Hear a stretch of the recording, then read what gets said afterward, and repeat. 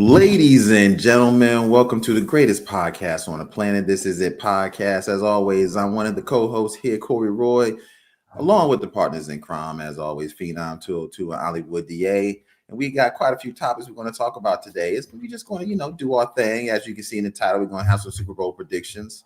And we're going to talk about Nepo bays in Hollywood and whatever else comes up. So that's how we're going to do this podcast today. But thank you all for joining. Really greatly appreciate it. As always, if you're on right now, go ahead and hit that like button. Hit the like button so we can go higher up in the rankings. Greatly appreciate that. As always, man, my man is just too cool. Man, he wearing his sunglasses at night. Man, Phenom, man, what's going on? What's going on, homie? I'm in mourning.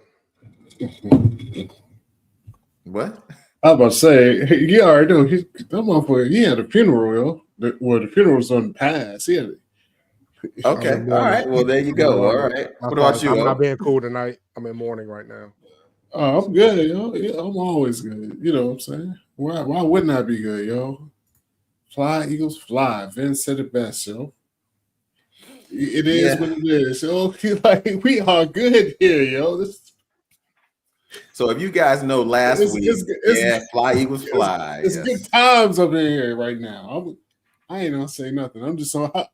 So, if you guys know last week we had a topic of discussion. Me and Phoenix are Commanders fans, and Ali is an Eagles fan. Of course, we go for battle in the AFC Championship, and damn it, the Commanders did not pull it out. I mean, Eagles definitely exposed this man. Don't say that they did not put it out. They asked, what are you talking about? The Eagles exposed the Commanders for just how bad of a team they are. We need. We weren't that bad, yo. Look, it was just It was turnovers. It was a saying that's going around. We got to own it, yo. It was BTA, yo. Belt the ass, yo. That's what it was. Oh yeah. We got. We decided to take that L. We'll be back, yo. You know what I'm saying? I'm glad Ollie's a graceful winner. Yeah, I ain't gonna get on it. I ain't gonna get on it too hard, yo. You know what I mean? It's all good. It's all good. I'm just saying, it's all good. This is Certified Seventh Day, yo. Yo, let's go. How you move that right there? That's baby, yo. It's out of there. Nobody even knows what this is. And nobody, if he don't know who he is. I know who he is. Shout out to 757.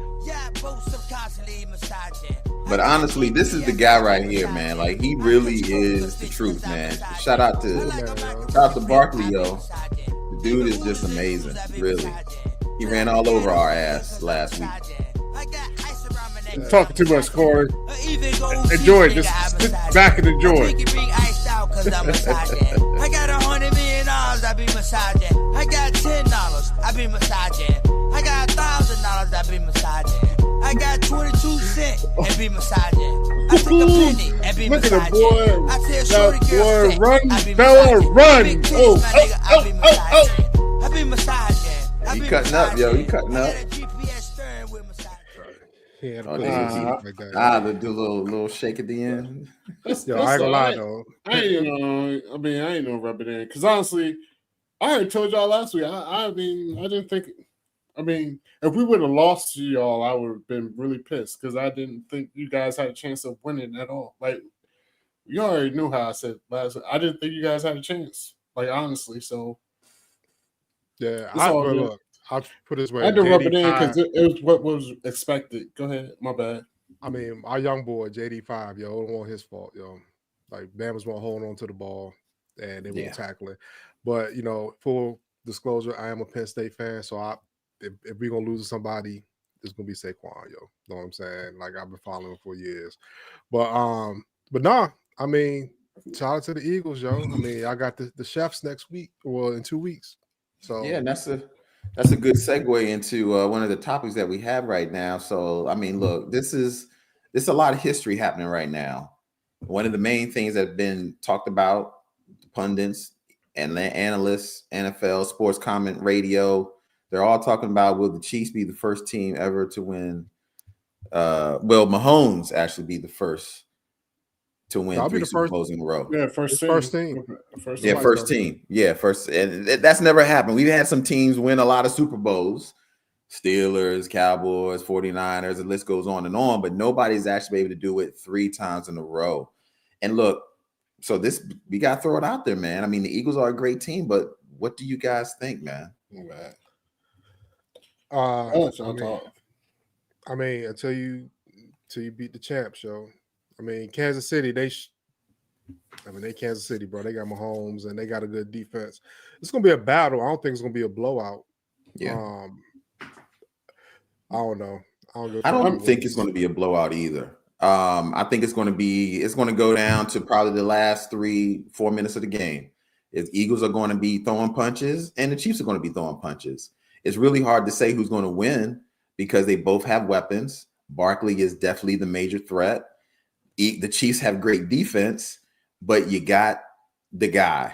And until you beat the champs, you ain't never going to beat the champs. And Mahomes has showed time and time again that he is the guy that wants the ball in the last 3, 4, 5 minutes of the game, and he does it every single time. I've never seen anybody really do this to this degree, because what Mahomes is doing to me is the way it was when Jordan was at the height of his career in the 90s, where it didn't matter who was playing, you were not going to win a championship as long as Michael Jordan was on that court. There's countless. Barkley, Ewan, Olajuwon never got his until Jordan left. The list goes on and on. This is what I'm seeing right now with Patrick Mahomes. He's the guy, and nobody's going to be able to take it from him until he decides he doesn't want to do it or he loses. But the Eagles, if anybody is going to do it, this is probably the closest that I think a team will actually take them out, because the Eagles really have a great team. Ollie, man, this is your team, man. What are your thoughts, man? I mean, I was just being quiet through all that, what you're saying, because a lot of what you're saying to me was like nonsense as far as like this Chiefs team. The Chiefs been lucking by. And everybody knows what it is. Like what it is, it's not Eagles versus the Chiefs. It's Eagles versus the refs. The motherfucking Chiefs, been getting. We was like nobody's done this before. Oh no, somebody's done it before. Like Brady and them did it before. Guess what? They used to get every single call, just like the Chiefs get every single call. And everybody knows it's the Eagles versus the refs, yo. So, yes, if it's a close game, we are going to lose because the refs are going to do everything in their power to give Mahomes and the Chiefs the win. But I don't even think it's going to come down to that, yo. I mean, the Chiefs have been etching by like so many games this year, been on some bullshit wins. They got so many bullshit wins this year. It's ridiculous. And if they do the bullshit in the Super Bowl, I'm just gonna be like, the NFL is rigged, and I'm giving it up, man. Honestly, like that's what. Like, no, I don't think the Chiefs are. I mean, they are a good team. They're not a great team. I mean, you know, what I mean, I think this is probably the most beatable Chiefs team. I mean, we should have beat them last time was all some bullshit. Oh, trust me, the Eagles should have won last time with some bullshit. We rewatch the game and be like, yo, it's some bullshit, yo. It's always NFL Network gonna replay that shit all week. But I'm just saying, and you don't watch it one time. You're like, yo, you know what? It's 11 on 13, 11 on 14, 11 on 15. How many refs and motherfuckers in New York too? It's 11 on 20. Yo, so I'm not. If it's a close game, yes, I will. I'm gonna be the first one to say it. The Chiefs are gonna win. So the Eagles gotta come out and bust their ass. That's really the only way we're gonna get this win. Yo. The refs, like the Chiefs, is some bullshit. I hate the Chiefs. I would say this though. One storyline that doesn't get talked about a lot. Andy Reid is probably one of the best coaches in the history of football, yo. And he don't get his props like he's supposed to, yo. He's starting to get it more now, because if he went 3 in a row, I mean, he getting like close to Belichick level, yo. I mean, he already got more playoffs wins than Belichick, or he just tied him. Like, Andy Reid is a good coach. I mean, of course, and he's likable. He's way likable than Belichick, yo. So I'll fuck with Andy Reid. Yeah, he's more likable than Belichick, but Andy Reid's out. Andy Reid gets bailed out a lot, especially since with the Chiefs. Because see, you know what it is? Andy Reid did the same shit with the Eagles, yo. It was good, yo. Andy Reid's clock management and all that shit is horrible. But guess what? With the Chiefs, he gets bailed out, yo. So I'm not hating on Andy Reid. He is a good coach. He's a great coach. But Andy Reid has lots of flaws. Trust me, because he coached my team when we were good and going to Super Bowls, and you'll see all the flaws. Like, go watch some Eagles. You'll be like, what the fuck? Mm-hmm. He's running the clock. Why are we calling timeout? Why are we doing this? Why? Like, it's so many. But since he's with the Chiefs, they be like, flag. Oh, you need 15? We'll give you 15. So fuck them, yo. I don't know, because his play calling is good. I get it. I mean, his play calling is decent. It's his clock management. His game management is horrible, yo. I mean, it's always been horrible, yo. Ever. You know what I'm saying? That's just not. He's one of the best play callers ever. That's not me talking. That's like people who watch the game and. I agree with you. I said his game management is horrible, yo. Yeah, I mean, we got Mahomes. You know what I'm saying? You can do whatever you want. And the refs. Look, I'll say this. Yes, I'm just so. There's some things, y'all see it with your eyes. Y'all don't see it with your eyes. Yo. There are some things that Mahomes, if you touch Mahomes, they're gonna call it, and other quarterbacks don't get the same call. Same thing with Brady. It's the Brady factor, it's the Jordan rule, all that shit. Same, yeah. You know that's what I was going to say. It's in every major sport. It is what it is. But I mean, and that's how they changed the whole rule with Tom Brady when he tore his ACL against the Bengals. They say you can't hit quarterbacks in the legs no more in the pocket. Can't hit him below the knee. Yeah, can't hit him in the legs. Yeah. So they're gonna protect that. But I do think this is probably the best Eagles team that I've seen. I would agree. Like ever, because they got skill positions everywhere. Yeah. Jalen Hurts, he looked like he wasn't hurt that much with his knee. Yeah, he looked good. Mm-hmm. And these next 2 weeks, you get the rest, and and even I remember in the Super Bowl, they lost. Like Jalen Hurts outplayed Mahomes. We had one bad fumble in the Super Bowl. Other than that, he outplayed Mahomes. But the Chiefs are the Chiefs, yo. And the defense is probably the best Chiefs defense they've had since Andy Reid been there.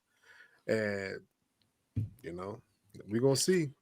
And I want to Chicago Cubs. Saquon should be the MVP, but they hate running back. So of course it's gonna go to a quarterback, to Lamar or Josh Allen, who are not in the Super Bowl. It's gonna go to one of them two. But Saquon should definitely be the MVP of the league to me. He came in 2,000 yards, carried us to the Super Bowl. You see in the playoffs, 250, killed the Rams. I was like 220 something, 230. Killed the Redskins up, but honestly, he could have had 7 touchdowns. We don't do that. If we went for a tush push, Saquon would have had 7 touchdowns. They should have given the tush push when Jalen Hurts. That's the thing. I don't understand why they were doing that with Jalen Hurts anyway. When he's I ain't mad at tush push because it's automatic. Yo, you gotta. It's the playoffs. You gotta go automatic. Like MCAT, our front line will beat KC both sides of the ball. Our offensive line is crazy. Our defensive line is crazy. Good. Shout out to Jalen Carter and all them. Like, so we're gonna see. Like, to me, it's all about Chris Jones, Jalen Carter. It's just So it's just all about the To me, it's just gonna come down to the refs. If the refs let us play or not, I mean, look, we definitely can talk about the rest because I've seen it. And like you said, the Jordan rule, the Tom Brady, it is like that in the league. It ain't no doubt about that. We see it because it's right there.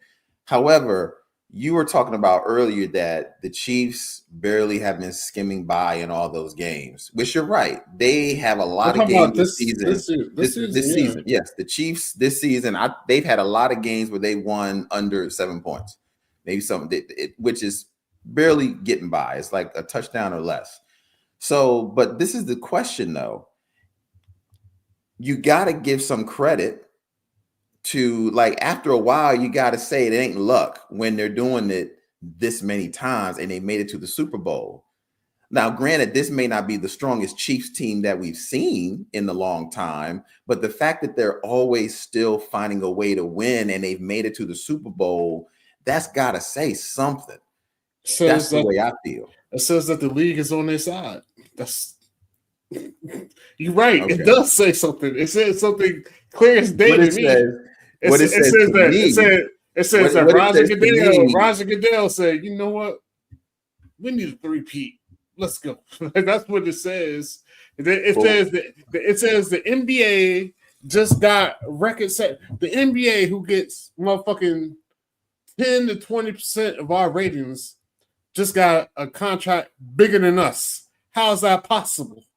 It says we need to do something for next time our contract comes up. That's I would say this though. There are laws. The business sports. Ollie, hold a second. Hold a second. Go ahead, Phoenix.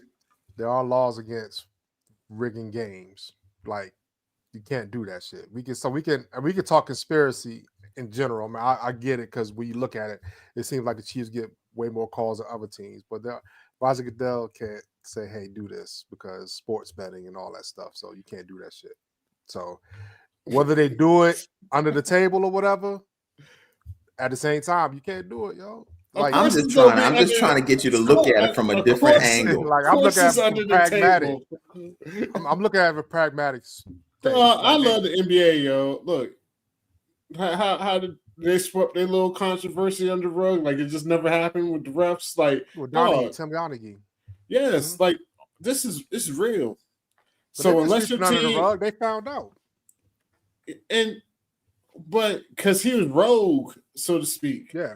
But trust me, when it's just like last year in the NBA, because I know you're NBA, you know I'm an NBA. Boom, boom, boom. All-Star game came, the worst All-Star game ever. This and that. It really was. They put the call in. They said, "Yo, you guess what? We're gonna change the way we officiate these games."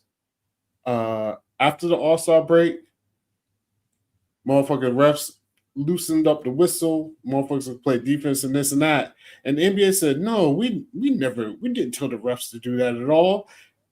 Look at any NBA analyst, look at any stats, anything. Everybody knows they told the refs to change the way they do it. And the NBA said, "No, we didn't change anything." Yes. So, Phenom, you are correct. It is illegal. And guess what? You're also correct. It's going to be below. Yo. Yeah. So, I mean, this is billion dollar industries, yo. It is, but also when you got those betting contracts and they in the bed with the DraftKings and FanDuel and all that shit. Dog, but the bettors don't. I mean, they do care kind of who wins, but they don't care. They set the line to get even money on both sides, yo. They don't they're making money regardless who wins, yo. Oh yeah. I mean, they're gonna make money because people are degenerates when it comes to gambling. I mean, exactly, yo. So it is what it is. I mean, but it's more the optics and the black eye of it. If a scandal like that came up where the NFL, they already had scandals in it. I mean, the Patriots are stealing signs. The Patriots deflating footballs. The Patriots are doing this and that. Like they already had the scandals. Guess what? It all gets swept under the rug, yo. Like because we have a dynasty. We got a dynasty. Like we would get suspended, like Jonte Murray or Jonte Porter. But that's what I mean. If you get caught gambling, that's a whole different thing. But what I'm just saying is, like, the scandals have already happened. They've already look at the Patriots when they beat the Raiders in I'm not saying the scandals didn't happen. I'm just saying, like, this. The Raiders beat the Patriots in the snowball on some bullshit call. Like, and then they changed the rule to make it not a bullshit call. Like, this happens all the time, yo. So if it's a close game, it is what it is, yo. Like it can't be like, oh, I've never seen it before. I've seen it before with the Patriots dynasty because they needed. We don't get these numbers up, and they got the numbers up. And the thing about it is the punishment doesn't always fit the crime. Meaning, like the Patriots, they should have been like Tom Brady. He was suspended 4 games. Yeah, and because they had to do something because it's just like with Jordan. Like Jordan he quit basketball because he needed a break. Where everybody's like, "No, he got caught gambling." That's why that's what I'm saying. I mean, of course, the punishment ain't don't fit the crime when they money involved. And they in on it. That's all about. They in on it. Yeah. Look, I'm not saying games are fixed and this and that. I'm just saying the league definitely puts their finger on the refs and everybody else. They like when you weigh in the scale, they put their finger on it. They ain't putting their whole foot on it, but they put the finger on it. So unless you whipping their ass, you out of luck. That's all I'm saying. So you think with this year, with the Chiefs, that somewhere under the table, the executives and the board members and got together and like, look, we want to figure out how to get the ratings up. We want to figure out a way we can get the Chiefs to get to the Super Bowl so they could be a three-peat. To figure out how we can get the ratings up, more eyes on the game. The finger is on the scale. And I'm not saying, like I said, it's not a whole foot. Like they don't like outright just go crazy. You know what I mean? Because I mean the Chiefs got to show up. Like they got to do their part in it too. But as long as they playing, I mean they don't do just enough they can, yo. Like because they got the Chiefs, Travis Kelce, like shout out to English. She don't want to stop saying Taylor Swift, and it's funny. All the football fans be like, "I hate Taylor Swift." Guess you know why they keep showing her? Because money, it's ratings. Exactly. So, and that was one of the highest rated Super Bowls last year because of Taylor Swift and Travis Kelce. Yeah. So it is what it is, and I mean it is. And we got fans out here. Shout out to Mama Bird. I do want to put her up. She says very keen. She been shouting out these Chiefs the whole chat. And Mama Bear, I want to. I'm gonna turn you to step Mama Bear, but I mean, look, for the next 2 weeks, step Mama Bear for the next 2 weeks. After that, you can come back home. But no, I'm just joking. I mean, I definitely understand what you're saying with the refs. You know, look, we all know the league does underhand stuff. I mean, that we know that, especially if it's going to sell tickets, it's going to get ratings, it's going to get more eyes on the game. Now, whether they do it outright front, they can't do it because legally by law, you can't do that. But hey, we can't see what goes on behind the scenes. But I just can't say that the Chiefs are winning because of the refs. The Chiefs probably get calls, but the Chiefs still have to play. Patrick Mahomes still has to drive that last 3-4 minutes in order to score those touchdowns. You know, that still has to happen. So that's the point that I'm making. I think the Chiefs are a phenomenal team, but they're not the same Chiefs that they were. No, they're beatable. The Eagles is definitely not the same team. The Eagles can win. I mean, I think the Chiefs are. I mean, I think the Eagles are like a 3-point underdog. Chiefs are more vulnerable than they've ever been. But I will say this though, and they're still an underdog. The ratings are the ratings. Like NFL, like but the Chiefs are the champs. Until you beat the champs, you're gonna be the champs. They the ones to beat. But go ahead, Card, cut you off feet. So the NFL has the highest rating viewership of in prime time or on Sundays and Saturdays and Mondays. Top 25, 50 shows is always all NFL. It's always like NFL. So it's like 40 out of the 50. Yeah, and I don't really think. I mean, this is they're going to sell anyway. If the Chiefs lose, there's just another storyline. Damn, nobody can three-peat. They win, big old storyline. They got to pay your boy Pat Riley. You got to understand what just happened, yo. This is what I'm telling you. The NBA just got super paid. They did. The NBA has nowhere near the ratings as the NFL. They got the NFL right now. Is about to boost this shit up crazy because they're about to try and get a bag. Oh yeah, I mean, but the thing about it, I look at it like NBA contracts. Like somebody's gonna be the highest paid player, and then guess what? Somebody gonna come take it. The NFL, like, it's cute and all that. NBA, y'all got y'all highest paid right now. But this isn't. I feel you on that. But this isn't like Kobe and Shaq. Like, Shaq got paid. Like Kobe got paid more than. This is Kobe and motherfucking Dylan Brooks. Dylan Brooks got paid more than me. Like, this is different. But, and I'm an NBA head. I know what it is. But all I'm saying is it's a business first. Always. Entertainment. I mean, sports the seconds. I ain't gonna lie, yo. I hate what this is one thing I hate people saying. Like, they get out there in these interviews, like, we get paid to play a child's game. This ain't no child's game, man. It's billions of dollars, almost trillions of dollars on the line. Every year, you know what I'm saying? You put your body on the line, all those things, yo. And you know, they treat you like a business too, because they don't have guaranteed contracts. Oh yeah, in the NFL. And I know I'm coming off as some kind of conspiracy theorist, even though I am a little bit. But I don't think like they throwing games and this and that. I just think, like I said, they just put their little thumb on the scale for a second. We put holding calls, call that pass interference. You know what I mean. you still gotta go out there and play. You still gotta go out there, like Corey was saying. They still gotta go out there and play. I mean, Mahomes is special. Like, I can't even front on Mahomes. Like, I mean, he's definitely generational quarterback. Like, he's special. So he got to come out there and produce. They got to come out there and produce. All I'm saying is the thumb is on the scale. That's all I'm saying. Yeah. This is interesting. I love wrestling, but Julesy points out this is very similar to kayfabe in wrestling. So just so you know what kayfabe is sort of like the pulling behind of the curtain to see what really goes on behind the scenes compared to what you see in front, in the crowd. So this is similar to kind of like a kayfabe situation, like they're trying to make it seem like, oh yeah, the Chiefs is winning, the Chiefs are doing this, but behind the curtain, they're doing scheming. They know what they want the end result to be, So very interesting. But you know what? Look, I think either way, Chiefs win or the Eagles win, the NBA is set because the Chiefs have already been in 3 years. They've met the Chiefs NFL. twice. Yeah. So I'm sorry, NFL. In the NFL, the Chiefs have met the Eagles. The Eagles have met the Chiefs twice in the Super Bowl. So if the Eagles win, it's still going to set up a great shit for the next 2-3 years because the Eagles will be right back into the Super Bowl with the Chiefs. It's going to be a rubber match.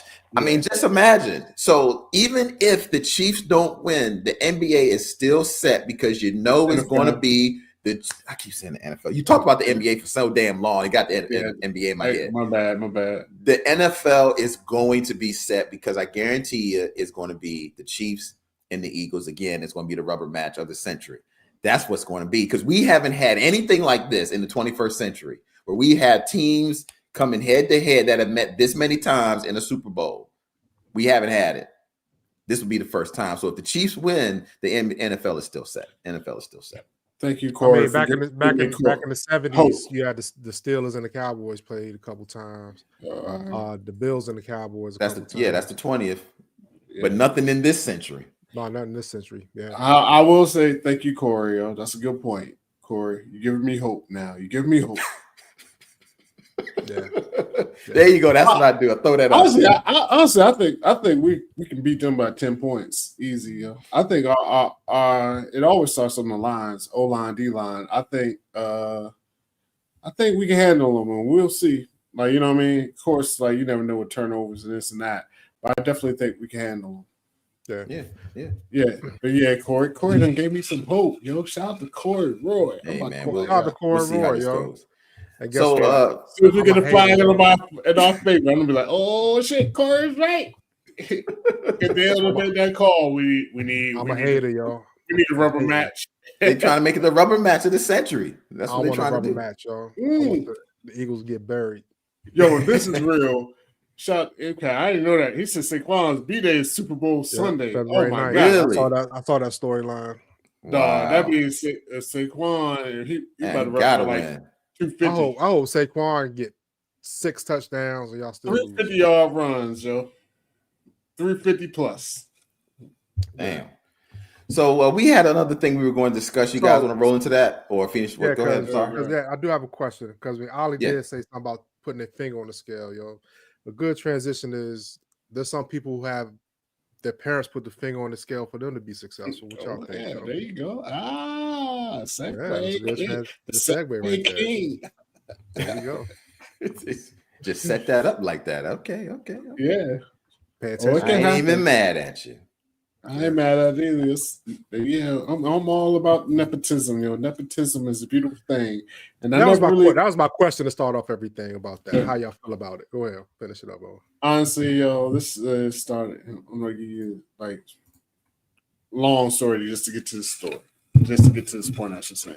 So back in the day, me and my man Bo, we wanted to start a magazine, like boom boom. Okay. So we was like, yo, we gotta do this, we gotta do that, we gotta find something, of course, to put in the magazine. He was a photographer. We had like some girls. It was like not so much king, like that far, but we were like, boom, pretty girl on the cover, this and that. But one of the articles, we had 3 main articles in this premiere, and then like some random shit. One of the main articles though was we interviewed our boy Dre. So this is when Dre was like working with the joint. It was me, Bo, and Davion was in the studio. So we interviewed Dre, and Dre, he's a friend of ours. He's in the fashion industry, does major moves, big business, this and that.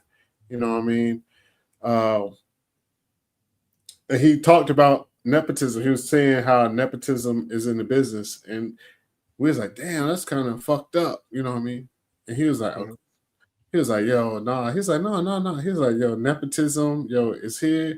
He's like, it's a beautiful thing. Cause he's like, yo, when I'm on, like up low, he was already up. But he was like, when I'm up, he was like, Yeah. yo, he was like, guess what? He was like, I'm putting all my kids on. It's a beautiful thing, baby. He's like, yo, this is what it's about. And that kind of shifted my, because I said, oh, you just got it because of this, got it because of that. Yeah, yo, folks worked hard so you can get it because of that, and that's why I don't hate on no nepo babies. Yo, it's been going on since the motherfucking 100s. I was gonna be like 1300s. It's been going on BC, yo. It's negative hundreds. Yeah. Jules said it's nothing new. Nothing new. Yeah. What's your take on nepotism, Corey? You know, I've always been more on. I've always leaned more on the side of like it is kind of unfortunate when it's used in the wrong way. I totally get what Ali's talking about though. Mm-hmm. Like if you work to get to this point, you want to make it easier for your family, your friends to get to that point, especially if you know. What I don't like in nepotism, and this is I'm always on both sides of the coin because I can see it from one side because it's always been there, is when they get it when they ain't good or when they don't deserve it, or it's just they got the part just because they know so and so. That's when I don't like it, because there's a lot of people out there busting their ass, working hard to try to get there, and they get slotted out just because somebody knows somebody. Now, I don't mind if that person gets it, but just show me something. So what I think happens in Hollywood generally most of the time is that, at least from what I've seen, what happens is that these young actors or actresses or these child actors of these parents that have already been successful, what the nepotism is getting their foot in the door first. They have a wider door to get open into, and they get looked at a lot sooner, but they still have to prove it once they get into that room, because if they can't fucking act, they ain't going to pick them for the part. But I definitely think nepotism gets them right there in the room where a lot of people can't get into the room. Now, there clearly have been some roles where you clearly seen somebody got the role and like, how the fuck did they get this role? Because they can't act. You'd have seen that. But you've seen some people that have gotten it and you like, okay, I see why they got that role. They legit can act. So I'm on both sides. I can see why it happens. I just don't like it when they give it to somebody off the fly just for no reason.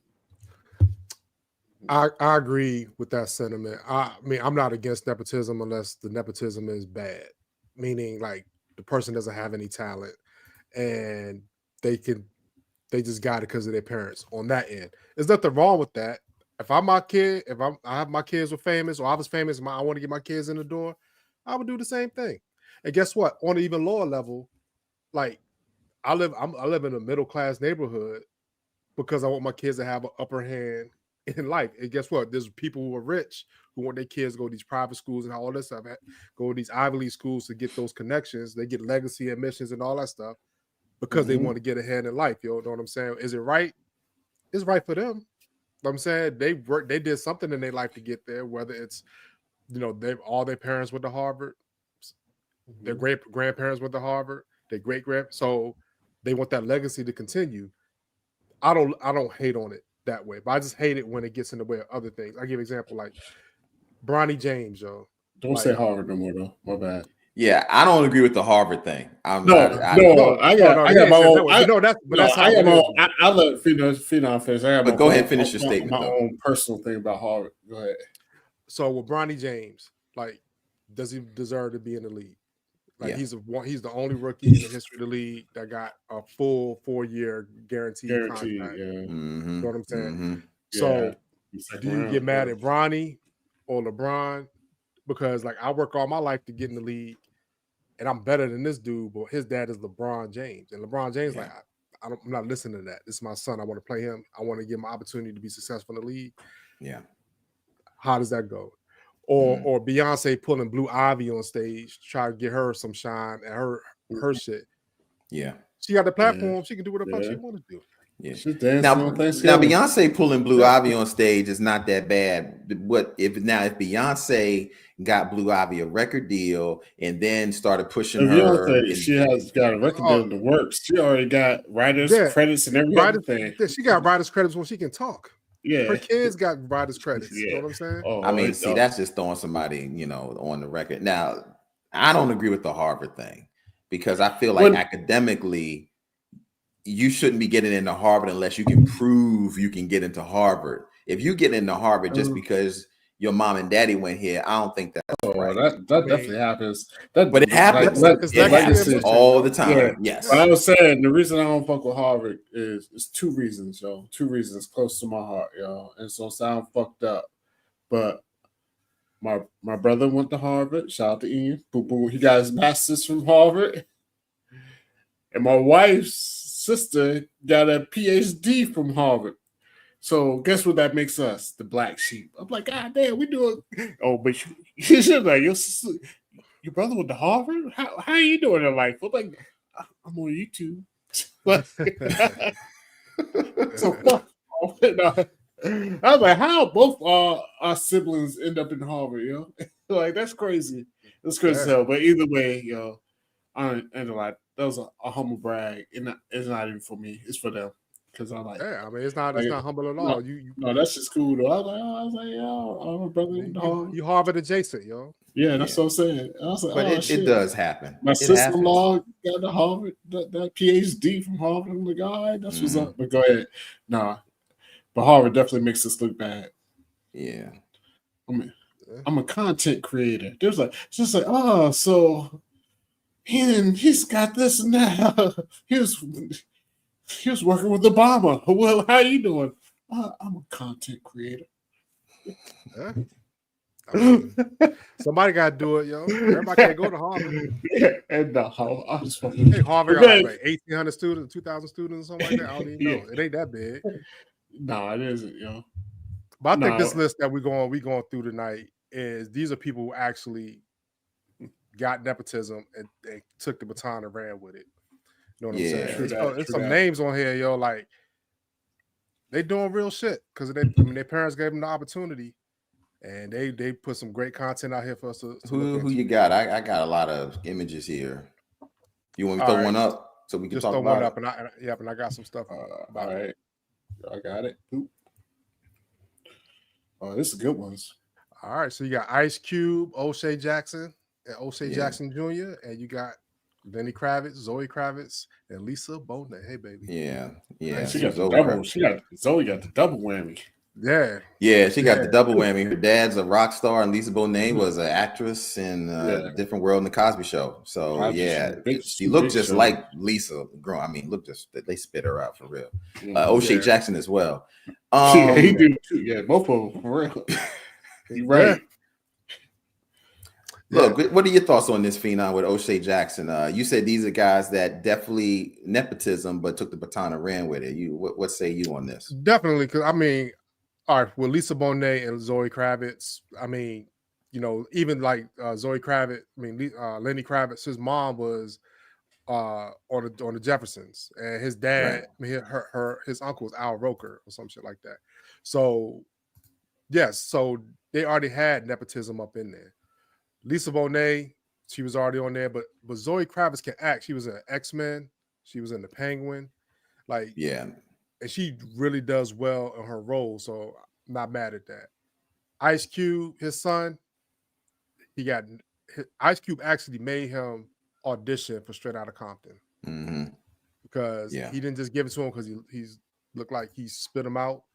Yeah, he had to show his acting chops. He had to audition. He got it. He killed it, and he did Den of Thieves, and then now he got Den of Thieves 2 out. So he's a accomplished actor, yo. So I like O'Shea Jackson, man. I think he did a phenomenal job in Straight Outta Compton. That was my first time really seeing him, even though I think he had been out prior to that. And I like the fact that Ice Cube made him audition for the role several times to get confirmation from the director if he was good enough to play that role.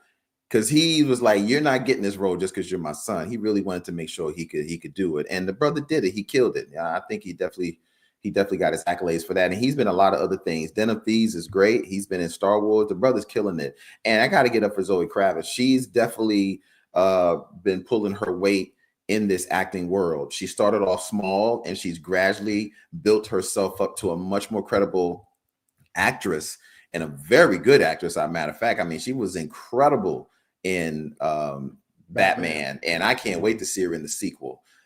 So yeah, you know that. Now, granted, was she able to get those first couple of roles? Probably so. Yes, absolutely. But she showed that she can take the baton and run with it, and she's just not in there just to be in there. What about you, Al? Oh, yeah, I can't speak on Zoe so much because I only know her from like motherfucking the Mad Max shit. That's right. Honestly, she was in that too. But she ain't say she said like 3 words. Like I don't really know too. That's true. I know who she is because they always say her name, and it's an interesting name, Zoe. But I can't lie, I didn't watch the Batman. I thought that shit was boring. I tried to watch this shit like 5 different times. Right? I get like, God, y'all are true fans. So shout out to Corey and Phenom because that shit's slow as fuck. But nah, I'm in the minority because everybody else loves it. But I will say, like, fucking O'Shea, yo, he's definitely a good actor. He's done, put his chops in.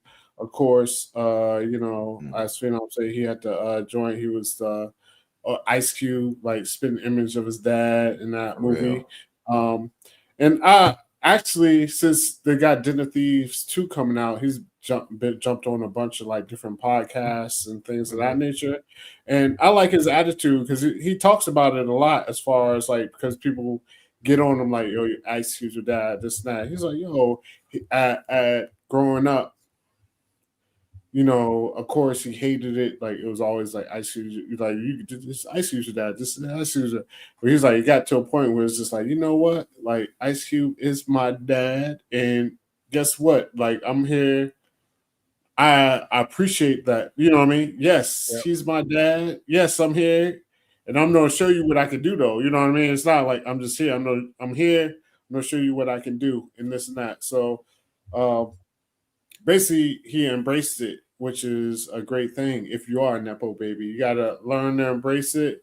Of course, you only get people talking shit, but he's like, yo, it's not even about like he's like he said, it's not about being the shadow of my dad. It's about me like getting out there, getting on his shoulders, and going even farther, so my kids can go farther. You know what I mean? So absolutely, shout out to O'Shea, yo. Yeah, Den of Thieves. I haven't watched Den of Thieves 2 though, but Den of Thieves is fire. He was in Cocaine Bear. Yeah. He's been in a few. Right, I heard that was a good movie, Cocaine Bear. Yeah, he's been in a few movies I fuck with. So shout out to him on those, y'all. Yeah, absolutely. All right, Corey, who's up? Well, I did have it up. Somebody took it. There we go. I thought you was gonna go big with it. Like, why you? Forget it. There we go. Done. All right, there we go. So we have, there's a couple people with this one, but I think I may go back to the other one because they seem to be more popular. This one right here. So Kate Hudson from Goldie Hawn and Kurt. I forgot his name. Not Kurt Russell. That's her stepdaddy. Oh, who's her? You got the notes, Phenom. Motherfucking, you do it. Oh, why don't you just do it? But Corey pulled it up. So Goldie Hawn and Kate Hudson, whoever her daddy is, he ain't as famous. Oh, her daddy isn't Kurt Russell. I never knew that. No, her and Goldie Hawn been like, they ain't been married. They've been together forever. You know what I'm saying? Oliver Hudson is her brother. So yeah. But no, Kate Hudson, everybody know who Kate Hudson is. Everybody know who Goldie Hawn is. She's a tremendous actress in her own right. Yeah. So but I want you to go back to the other slide because I have some information. Everybody knows what's going on. Yeah, hold on a second. All right. There you go. So I didn't know this shit till today. So you got Kurt Russell, Goldie Hawn, and Wyatt Russell. Do you know who Wyatt Russell is? I've seen Lies. The U.S. agent in Captain America. Yep. Yeah, I know. Yeah, from that, but I know him from well, I definitely know from Captain America, but I know him from Lodge 49. Most random show ever used to come on AMC. If you haven't watched it, you should watch it. They cut it short. The shit's fire though. Go ahead. Yeah, I didn't know. I had no idea that was their kid, yo. Yeah, Mm-hmm. I just learned today, right now. I learned that when I watched Falcon Winter Soldier because they kept saying, you know, why Russell was playing. I was like, why Russell? And then I pulled it up, and when I pulled him up, then it pulled them up, and I was like, holy shit! So I was like, I had no idea. He looked like Kurt Russell, definitely. He looked like a combination of both, actually. But yeah, he looked like the white Jesus. He does, yo. He does. Yeah. White Oh Jesus, my White goodness. Jesus and Marvel, yo. So the second part I want is Zoe Deutsch and Leah Thompson. So Zoe Deutsch, she was in Juror number 2. Didn't know that. That's her. Did So not Leah know Thompson, that. you know who she is. She was in Back to the Future. She was in Some Kind of Wonderful and Howard the Duck. She was mad popular. Yep, I remember that. So her daughter was also in Zombieland too.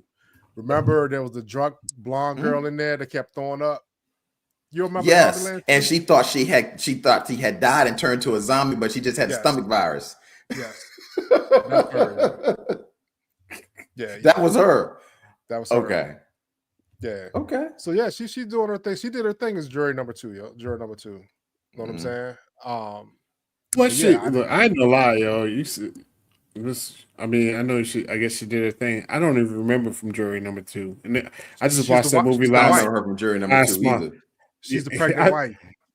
Oh shit! See, I didn't He's know the pregnant wife. Yeah, I just watched it last didn't month, know and that. I had no idea who she was. I probably will forget her in the future. Yeah. Shout out to Leah Thompson, though. I used to have a crush on her. Yeah. Yeah, I had no. That's my shit, yo. Yeah. Her daughter's not living up to that billing. I don't know. I mean, Juror number 2 is a big movie, and she's on her way up. So I would say 2 out of 3 here. 2 out of 3 here had no idea who she was in the movie we just watched a month ago and did a whole podcast about. I think I'm pretty sure there's some people up here that you don't even know. But also look at it this way: like she don't look the same in this picture that she did in the movie. Like the movie, she looks a little older. You know what I'm saying? This one, she looks relatively she was all glammed up. Yeah. You know what I'm saying? Okay. Oh yeah. So you got Lionel Richie and Nicole Richie. Yeah. And this is one of the things, yo, because Nicole Richie, does she really have talent? Yeah, there you go. Like, does she really? She's a reality star. They got that. What was that? My Secret. What the hell was that show called? I mean, Paris and Nicole and doing something. Yeah. So they were just lifestyle content creators. Yeah. They were like one of the first ones. So actually, they were the first ones. If you think about it, I can't think of anybody else that came on before that actually had like a reality show would just follow people like that outside of the real world and shit like that. You know, good point. I think they might have been the first ones, honestly, because I didn't even know who they were until I watched this show. I ain't know anything about Paris Hilton and Nicole Richie. Yeah, and honestly, she hasn't had nothing since then. So yeah, I ain't fucking with her. Like I'm not fucking with her. I mean, she might be a great person. I'm just saying, she definitely didn't live up to the hype. So, but she is a good what you would say a nepotism, because I guarantee you she's really going to get every role she got now because she's Lionel Richie's daughter. I mean, she's Nicole Richie. It ain't got anything else to do with anything else. I mean, sure, she's a nice person though, but I don't know if she got talent. I mean, she fell out the. Well, she ain't got no talent. That's what I'm saying. Yeah, she ain't got no talent. Let's keep it real. Nicole got talent. Nope. Yeah. I thought where the people with the talent tonight? I thought we still be doing kids that like, oh, who's better, the pop or the daughter? Oh God, Lord have mercy. So this one is Ethan Hawke and Uma Thurman had a baby, Maya Hawke. So she was in Stranger Things. So she's been in Stranger Things since the beginning. She played Robin Buckley. So she was one of the hanger-ons, played a pivotal role. She was working in the soda shop with Homeboy. Yeah, the soda shop in the mall. Yeah. Yeah, so I forgot didn't know Uma that was Thurman her. and them, they were together, yo. I didn't even know they were together either. But in looking at this picture, she does favor Uma Thurman. But I had no idea that she was Uma Thurman's daughter. No idea. Yeah. Yeah, no idea. But yeah. Oh, go ahead. I'm sorry. No, go to the next one, yo. Yeah, we good. Whoops. Hold on. Switch. There we go.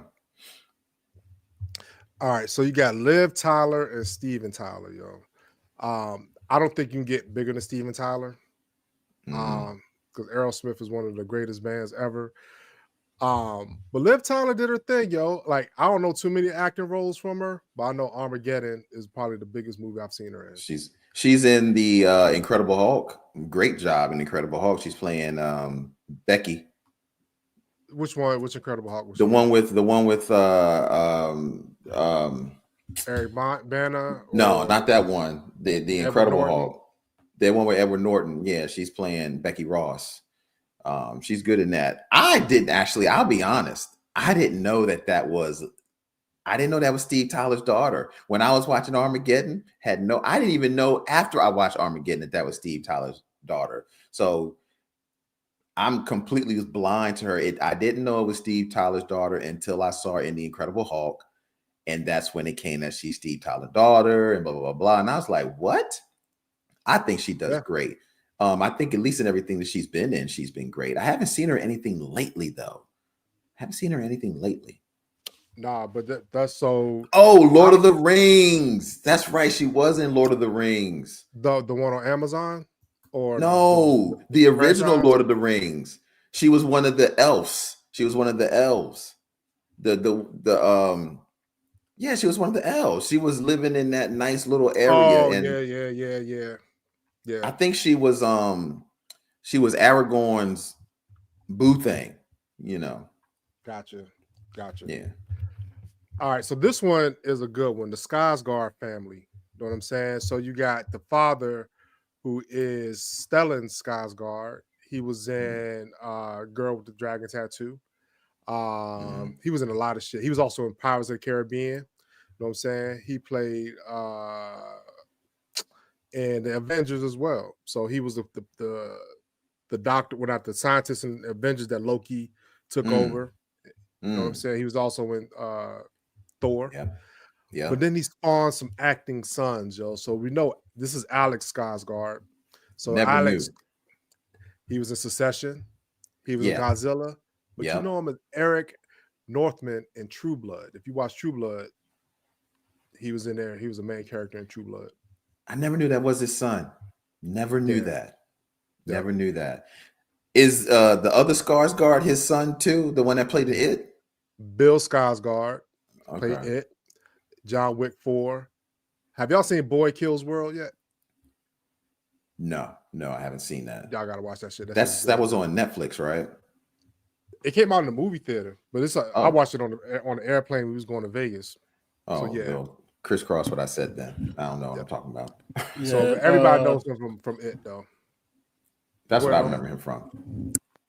No, I was gonna say the brothers on the screen. Definitely shout out to him. True Blood is one of my favorite shows. Even though it got whacking shit in the last few seasons. That's definitely one of the most disappointing shows we've had in our lifetime.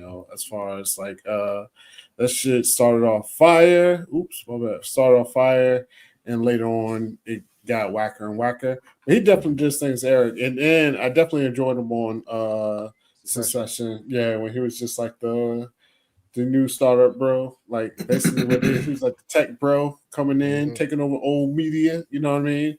Just pumping up their numbers in India and every other place. So he did this thing in Succession, So he's definitely a real good actor. He was in, oh my god, what was this shit? He was in some random show one time. I was like, why the fuck is he here? Because he was in Atlanta for a second. He did a cameo. Yeah, Atlanta. That's what it was. Atlanta. I was like, why? Yeah, because he was messing with Shorty and when she was in France, whatever. I was like, well, how the hell they get? And he was playing himself, right, in that joint. Yeah, he was. Yeah, I was like, how? How did they get him in ATL? Yeah, and he was just playing himself, like it was the most random thing ever, yo. So. definitely shout out to him. I definitely enjoyed that. And I'm glad that he went out there on the not so much on the limb, but you know, man, he went out there and for a show like ATL, which is not was ATL mainstream. It's hard to tell. ATL is a mainstream. It's not really mainstream. It's I don't mainstream, know. but it's not mainstream. It's not mainstream. I don't think it's main. I don't know if anybody in this chat has watched Atlanta. You know what I'm saying? If they've watched Atlanta, kudos to you. We watched it. It got kind of weird in the third season. Well, MK definitely watched it because that was a strange episode. That was a strange episode. Yeah. That was a strange episode, yo. So it's definitely. Oh, I'm sorry. Go ahead. You keep talking. No. Go ahead and talk about Atlanta because I got one more. No, because I was just saying, as far as Atlanta goes, it's definitely one of those shows where it's not super mainstream, but everybody who watched it loves it. So it's got a real strong following. Like it's definitely one of those shows that has a cult following. Mm-hmm. I got into an ATL Reddit one time. I had to get out of that shit because they was breaking down. They did this shit like Kendrick Lamar lyrics. Like every scene, there's breaking. Oh, well, such and such means this and that. I was like, dog, maybe he just said that shit because it was funny. It's like, no, it's got a greater meaning behind it. I was like, they're serious about it. Like the people who love ATL. Like really, really, really love it. You know what I mean? Yeah. But and also, I mean, okay. If they do break it down, I mean, they're probably on that This Is America shit. Because all the stuff that happened in This Is America, everybody was kind of breaking down that shit. So Atlanta came around that time too. So I wouldn't surprise me if everybody was trying to take everything and break it down versus just taking it for what it is. It's out MK. Liam Nelson wasn't it because that was when he got canceled for saying that shit. And they had a whole episode where he's talking to him at the bar. He's like, "Yo, you said some shit." Yeah, I said some shit. Like when they got canceled, like it was funny as hell, yo. And random characters, who would think that Liam Neeson would be in Atlanta? Like in ATL, that's what I'm saying. He should be able to grab folks. Cat Williams was it? And not Cat Williams. Man. Yeah, but he was a funny guy in that joint. He was serious, you know what I mean? He played a serious role. I think he won an Emmy for that joint, yo. Let me see. For Gator Man, for an actor or like cameo in the But I mean, how do you spell Emmy? EMMY. Yeah, he might have got nominated. Yeah, he might have just got nominated. Hold up. Nope, he won. He did win it. Outstanding guest actor in a comedy series. Cat Williams. Yeah. But it's funny because he wasn't even funny. Like he was like serious in that joint. He was like the crazy uncle, but he wasn't too crazy, but he was crazy. You know what I mean? Like, don't go in there. He got a gator. He ain't got no damn gator. Yeah. The whole thing had a big ass gator in there, yo. So shout out to them, shout out to ATL and shout out to I can't even say their names. Are they German? I don't even know what the fuck they're from. Swedish. There's one more. So shout out to Sweden. So this is you might be a part of America in 2027. We taking over everything. Greenland, Sweden, Iceland, it don't matter. All the countries, they're all same. Go ahead. So one more is Gustav Skarsgård, and he was actually in Vikings. He was like a main character in Vikings. I remember him. Vikings was a good show. I really enjoyed Vikings. I like that shit, yo. Yeah. Vikings was good. Oppenheimer. Yeah. So I mean, the Skarsgård family, yo, they putting some good nepotism to work out there. Yeah, they do. They do. They got I got another person to throw up here that we're going to see here. So this is Denzel Washington and his son. His name is David Allen Washington. I can't remember his name. John David. So what do y'all think about this, man? I mean, this guy's definitely doing his thing. I mean, granted, you can never be better than Denzel, at least at this point in time, because Denzel is like where you want to be as far as acting is concerned. He's definitely one of the greats, excuse me. His son is good. He's been in quite a few movies. I definitely think he showed his acting chops. I liked him in Black Klansman. I liked him in what's the one where things would go back in time? Tenet. Yeah, I thought he was good in Tenet, and he's been in a couple of other things too. Movies been okay. But he is picked to possibly possibly Black Panther in the future. So we'll see. What are your thoughts on him? Oh, no doubt. Denzel been in a couple things, I believe. Think so. But John David, he was in Ballers. Ballers was my first introduction to him. That's what I was saying. Yeah, I liked him with Ballers. That might be my favorite shit when he was the cocky wide receiver. He was real good in Ballers, yo. He played that shit to a T. Definitely. And he was in a movie on Netflix with what's the shorty? Yeah, the black and white joint. Yeah, that shit was good. When he was eating that motherfucker. Oh, yes. That was good. After the award show, and it's just them arguing and shit. But I forgot about that. He was eating that motherfucking box mac and cheese. Y'all be hating on box mac and cheese, so y'all don't say they made some box mac and cheese after that shit. And guess what? That shit was fire. He was eating that shit like he was like, yo, this shit's fire. Yo, that box mac and cheese when you hungry is fire. So fuck y'all. Yeah, a lot of stuff is hungry. When don't say because Corey, you and Phenom both shitted on me for saying box mac and cheese is good. Y'all shit. If I had to choose between box mac and cheese and regular, then I'm going to choose the other stuff. But box mac and cheese is good when you doctor it up. If I have to choose between a quarter pounder from McDonald's and whatever, like yes, of course. But guess what? That box mac and cheese hit. So that was Malcolm and Mary. Yeah, but Ballers where I really was like, okay, I fucks with this dude. Tenet, he was good in Tenet, but honestly, Tenet, not his fault.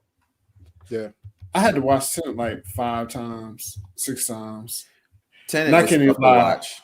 When I watched that shit 6 times, all 6 times I watched it like 10 minutes. I only watched like half the movie.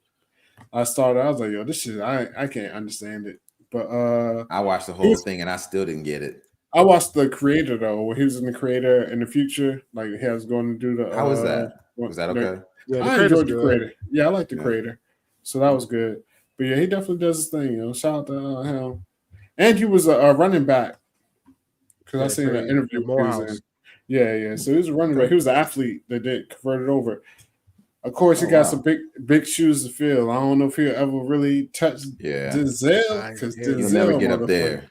What about this guy? Glory, motherfucking. Hold up, man. We still talking. Do you Denzel think he'll got Glory? Denzel got motherfucking. Well, we go ahead and talk to him. Oh, but guess what? So nepotism. So he was in Malcolm X too. So Denzel his son was in Malcolm X. His son? His son was in Malcolm X. He played a student in Harlem Classroom, so he got him on screen as an acting credit. His son was also in Devil in the Blue Dress, Boy with Toy Rifle. You know what I'm saying? So no idea. Wow. Yeah. So that's definitely bringing him in. And I mean, like I was saying, as far as like, it's gonna be a hard road. It's definitely gonna be a hard road when Denzel's your daddy, yo, because Denzel does across the board. I mean, and fucking Denzel is about 80 years old, still motherfucking playing the Equalizer. He's still killing people right now, yo. He's motherfucking still. Denzel could barely walk, and this motherfucker just on you and shoot you, yo. So it's gonna be. So I hope John David, you got about 50 years and 60 years and because Denzel, he don't be acting at his funeral, yo. They'll be dead in the casket, and they'll have a whole movie about it. Like somehow it's gonna be like this movie called Deathbed, starring Denzel. See him in his casket, acting his ass off.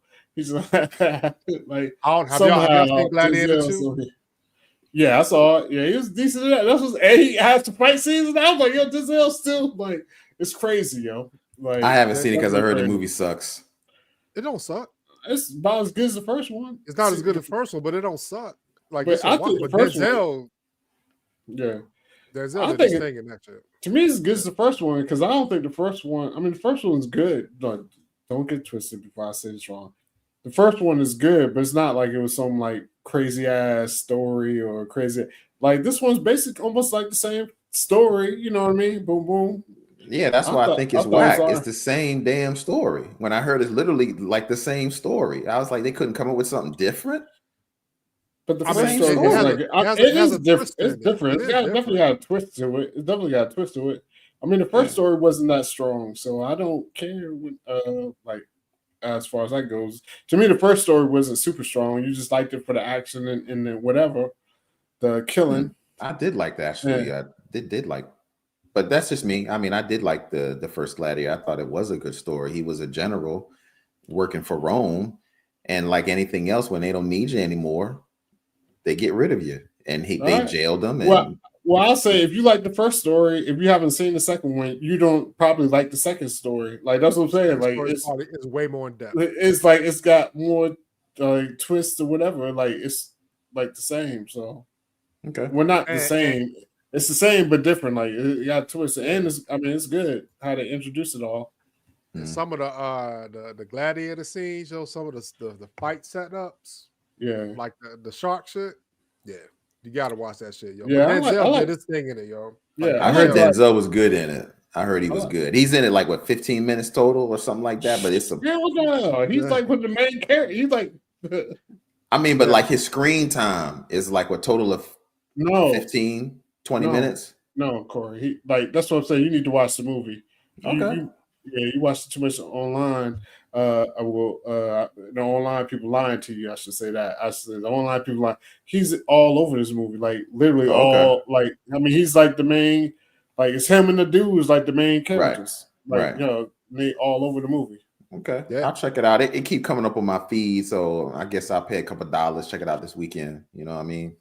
All right. So what about this? What about this? Let's go to another one. We got Clint Eastwood and his son. What do you think about him? I haven't really seen him in a lot of movies, but damn, if he looked just like Clint Eastwood, though. I mean, just like the guy.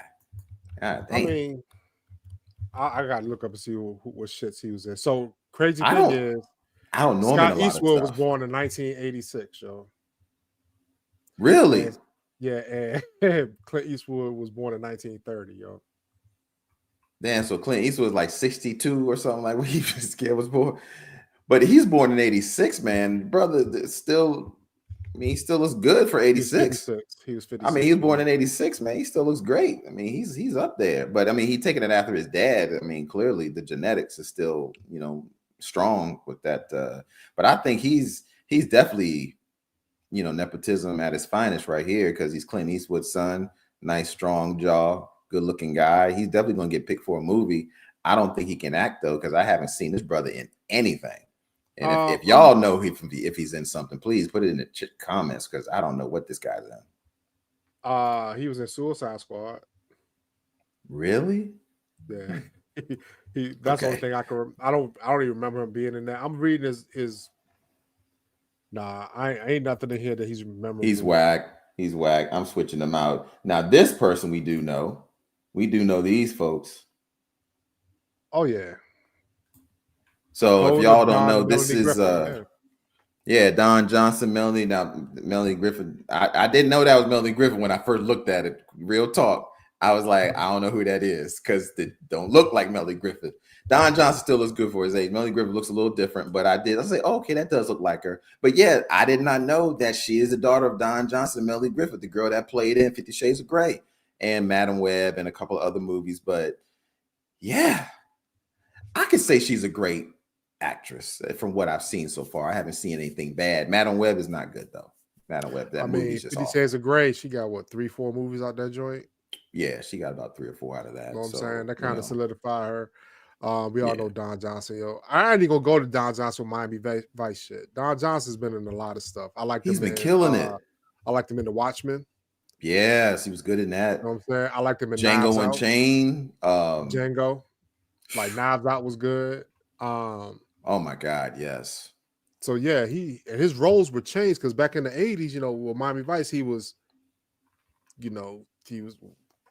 half of Crockett and Tubbs, know what I'm saying? So right. And he had the swag, then he had the heartbeat song, so he was on fire.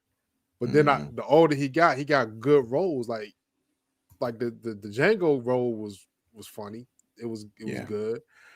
Knives Out, he was playing like a cheating husband who was trying to, get the fortune. You know what I'm saying? And then he played a Klan member in the Watchmen. In the Wash Man, and he played something else just recently. I can't remember what it was, but I was like, man, Don is doing his thing, man, still, and he's up there. But you got to shout out to him. But yeah, she's really good. She's really good.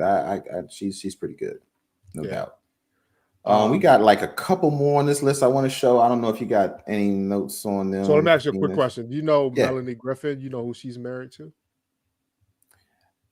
Didn't she used to? Nah, I have no idea. She used to be married to Antonio Banderas. Kurt Russell, right? No, I don't Antonio know. Banderas. It was Antonio Banderas. Oh, but it's funny though. I'm looking at it. So she was married to Don Johnson from 76 to 7. They got married. They was married for 1 year, 76 to 76. Wow. Then they got remarried from 89 to 96. They were married. You said 76. Hold up. Before we go on, we got time out the other day. Could you ever imagine marrying your ex-wife, yo? No. He said got married in 76 and then they got remarried. Yo, why the fuck am I gonna remarry you when I already know what the ending is? Like, now Corey, that's a bad sequel. You talking about Gladiator 2. This is a bad sequel. I'm speaking to the people out there. If you marry somebody and you get divorced and y'all somehow get back together and you get married again, it is a bad sequel. I'm talking motherfucking Paul Blart Bell Cop 2 bad. I don't know what the hell bad sequels is out there, but that is motherfucking crazy. And if you send me an invite and expect a gift, I'll come to the wedding because I was like, if you expect a gift, hell motherfucker, nah. If you want anything, hell, because I already know the ending of this shit. This movie I'm is definitely honorable. coming to the wedding for the fuckery. I'm like, yeah, the wedding, the fuckery at the wedding is probably crazy. Because people don't hate each other because she been shitting on him for about 3 years before she got back with him. So everybody knows all their business. Like, oh, you did this, he did that. Oh, it's gonna be crazy. I'll be there for the fuckery, but yeah, don't expect definitely don't put out no motherfucking list. Nope. I Nordstrom told me what you want for wedding gifts. I'm like, fuck the hell. That registry is motherfucking dead in the water. I'm sorry, go ahead. It happens though. Yeah, when you said that, I was like, they got remarried. Like, that's that's crazy. But the thing about Melanie Griffin was she was catching bodies too, yo, because she was married to Don Johnson for that 1 year. Then she got married to Stephen Bauer. You know who Stephen Bauer is? You better know. He's better known as Manolo from Scarface. You know what I'm saying? Oh, damn. Really? So she was married to him for 8 years. Then she married then she remarried Don Johnson in the same year because they got divorced in 89. She married Don Johnson in 89 from 96. So some overlap going on right there. A lot of overlap. A couple overlaps there. Yeah. And then from 96 to 2015, she was married to Antonio Banderas. The thing about it is, like, she had like a heavy drug problem. You know what I'm saying? And I was gonna put this allegedly. She had a lot of lip injections too. This is all allegedly. Don Johnson and Melly at the heart of saying at her hotel, at a hotel, and were huge partiers and drug takers. So that's right in there, yo. Allegedly, all of course. It was all of course allegedly. Well, her use of that narcotics is not allegedly. That's she had a mad substance abuse issue with that. Yeah. Well, she had it going under the knife abuse too, man, because she was one of the first people I saw get them lip injections and stuff, and it just didn't look good. I was like, God damn, what is going on? Yo, that's crazy. Sit under the knife. Yo, it happens sometimes. She went under the knife a little too much in the early 80s, and you could tell she ain't look like the same person she did. She's, that's the Hollywood beast for you. You think you got to constantly go under the knife to fix yourself. It didn't do good for her. Her lip injections, it just didn't work. Sorry, Melanie. It's just not good. It's definitely not good sometimes. Not good. All right, we got one more here, at least one more that I have here on the list. Let me show it real quick. See, here we go. Two mega stars. It's Quincy Jones and his daughter. God, I cannot remember her name. What's her? You know her name, Fiend? Rashida. Yeah, I know she was in one of Shit those Jones. sitcoms. She was in a Parks and Recs. Parks and Rec, yeah, and she was also in was the director of Blackish. He had his own show for a second. Yeah, I forget what that was. But then we got Diana Ross with her daughter, Tracy Ellis Ross. Tracy Ellis Ross still definitely is doing her thing. I mean, Tracy. She bad, yo. Yeah, I didn't know she was. I'm just gonna leave it like that. Okay. Yeah. Curves on curves. Yeah. I mean, everybody knows Tracy Ellis Ross from Girlfriends, yo. Yeah, Girlfriends. But I think the majority of the public probably knows her from Blackish. And now, yeah. She started off with Girlfriends. Girlfriends definitely a GOAT show. Definitely great a GOAT show. Absolutely. Great show. Never got the ending it deserved, but it is what it is for that. But Blackish. They must have called her blinking or something. I don't know, but okay, we'll go back. Everybody knows Tracy from Blackish, like Corey said. Her Anthony Anderson, fucking classic sitcom. You know what I mean? And also everybody knows her from her thirst traps on Instagram. If you don't follow her, it's a good I've seen them. They pop up on my feed sometimes. I'll be like, what is she doing? I'll be like, okay. She is definitely the thirst trap queen. Lord, she does what she does. Which I mean, I'm gonna do it how I do it when I do it. I was like, all right, that is what it is. 50, mind you, she's 52 doing these thirst traps, yo. Yeah. And guess what? She looked like an Instagram model at 52 years old. She put she's definitely working out and eating right. She's doing something, She be letting the girls hang out too, like all over the place. I'd be like, damn, she okay, all right, this okay. I ain't complaining. But yeah. Shout to Diana. Diana looking good in this picture though. God damn, Diana gotta be about 90 in this picture. 100. Like, I don't know when this picture was taken, honestly. This has got to be taken a while ago because looks like Tracy's y'all take this lightly, but she looks, she doesn't look as thin as she is now, But either way, this is probably earlier. I'm just saying, Diana Ross is motherfucking about 1,000 years old, yo. Oh yeah, Diana Ross is up there. Well, she'll be 81 this year. Yo.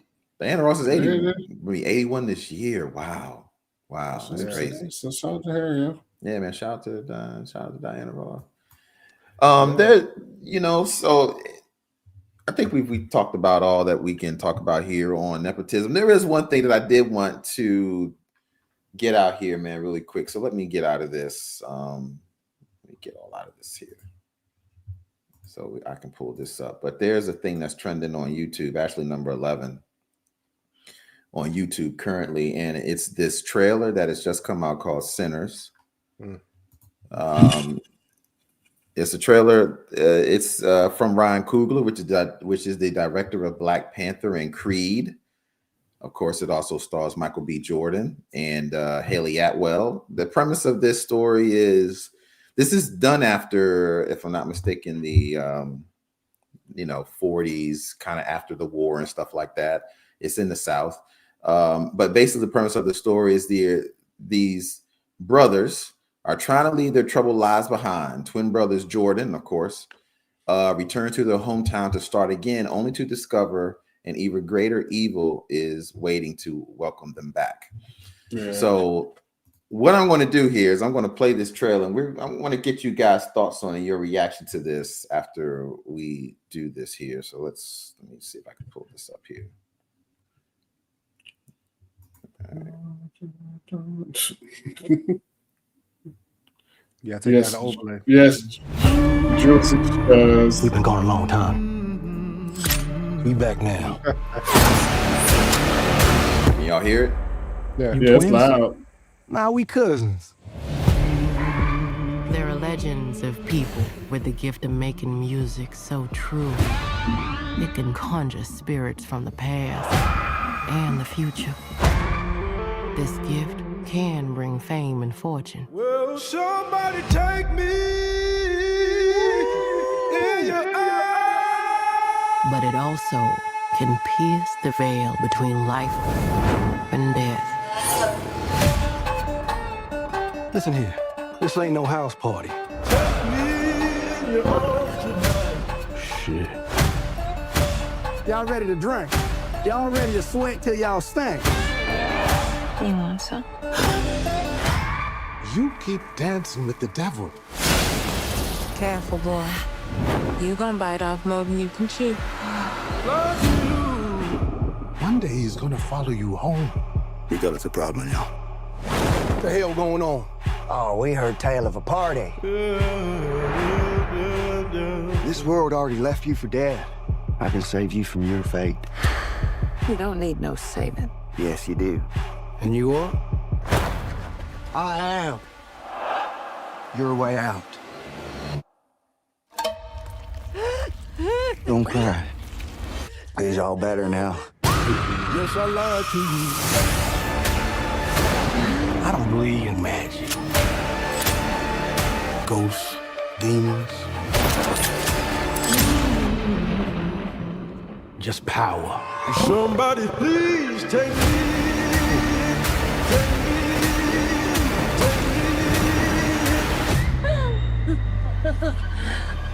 We gonna kill every last one of you.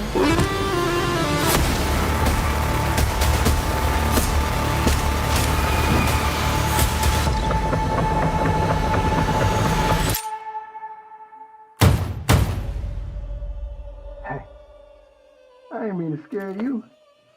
Thought y'all done forgot about me in here. Come on, open the door, let me on out of here. Stay. It's you? Of course it's me, open the door. That ain't your brother.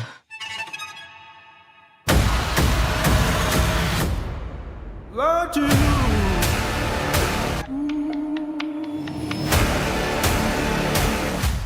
Yo, smell anything? I think I shot myself. All right. So there we go, man. Well, when I was watching this trailer, I had already watched it because it was trending on YouTube. And I'm like, what the hell is this? Let me check it out. Especially with Ryan Coogler directed, Michael B. Jordan, Haley Atwell. Great cast. You can see there's a lot of other folks in this. This took a turn for me that I didn't expect coming. I didn't think it was going to have vampires in it. And this is kind of giving me that sort of Get Out feel. Like when I'm watching it, I'm watching something that kind of has a theme to it, but is going to take a turn into a much more sinister, dark realm. And this one's got vampires. But the fact that they show vampires in the trailer, I'm even wondering myself, is it just vampires? Are we going to see a lot more other twists and turns in this stuff? But I really enjoyed the trailer. I thought it was fucking cool. What are you guys' thoughts about it, man? Ali, Phenom, which one of you guys want to go first? You can speak on it if you I want. mean, Go ahead. Shout out to Julesy, yo. Like, Haley Atwell's memories, yo. That's one thing. That's very, yeah, I can't deny it. Yeah. Very pretty girl. Very pretty girl. Yeah. It's pretty. Ain't about saying about pretty. Anywho, but we talk about this movie. I actually would watch it. I mean, I think I'm anything Ryan Coogler. I think he's a great director. I think he's a great storyteller. And him and Michael B. Jordan got that chemistry. You know what I'm saying? Yeah, I'll watch it. You know what I'm saying? But one thing, I want to go back to the 80s trailers though, yo. We had the voiceover guy just talk about like, when he be like, in a world where Go back to that, yo. Yeah, we need that.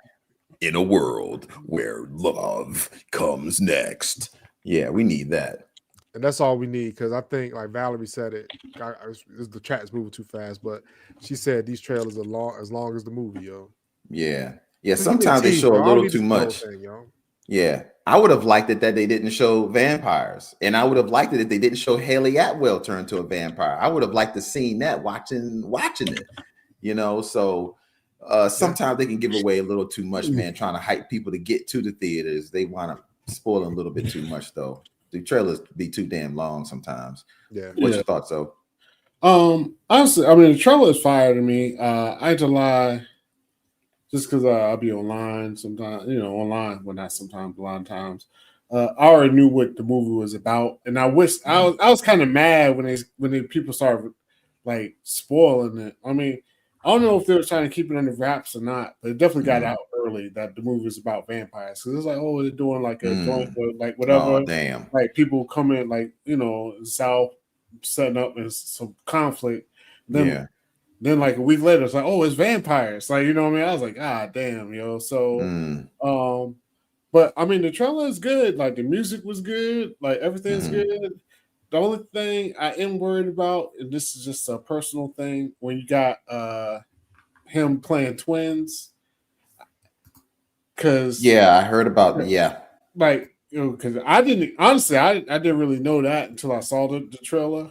Because I can't lie, I saw this trailer already. Because, you know, that was my first time seeing it. Michael B. Jordan, but whenever you have the same actor playing twins, like even though like CGI and everything's out of this world right now, you still can't have them like too close to each other and this and that. Like it's not the same. Like, you know what I mean? You can always tell it's the same actor. It's like you can tell it's not two different people. Like, you know what I mean? And that just irks me. I'm like, did they really need to do that? You know, my thing about the twins, I don't think so much is the CGI. It's can he make it believable that they're two different people? Because that's what I'm hoping. But I'm just saying, and I feel you on that, you know, like, and I'm not even going against you on this. Like, I feel you on that. Can they make it believable? I always say it's too much on the actor to make it believable because they can never really be like, overact. That's like, true. With each other. Like, yeah.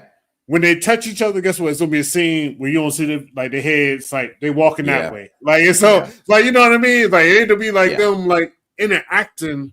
All the interactions. It's a lot easier when you have somebody to interact with than talking to. Yeah, I get you. Yeah. And when the interactions do happen, it's gonna look either like a little funny face to face, or it's gonna show them like the backs turned and this and that. You know what I mean? Like I just it's too much on the actor to me. Like I mean, it just never works. I just say it never works for me personally. But how many twin actors are there in Hollywood? Dog, you don't need twin actors. Just have a good story. I mean, if you want to, I said the only time you want to have people like the same actor be twins is one of them got to die within the first 20 minutes. Then I roll with it. Well, I mean, you can have twins. Full House. I mean, those two were twins. Dog, they were like 1 year. They was on a sitcom. I know. They could barely even talk. But I just found out that Homelander's kid is a twin, yo. The dude that plays Homelander's kid. Really? Well, no, like kids, like they always want actors to be twins for laws because kids can only be on set for a certain amount of hours. Well, thank you, Valerie.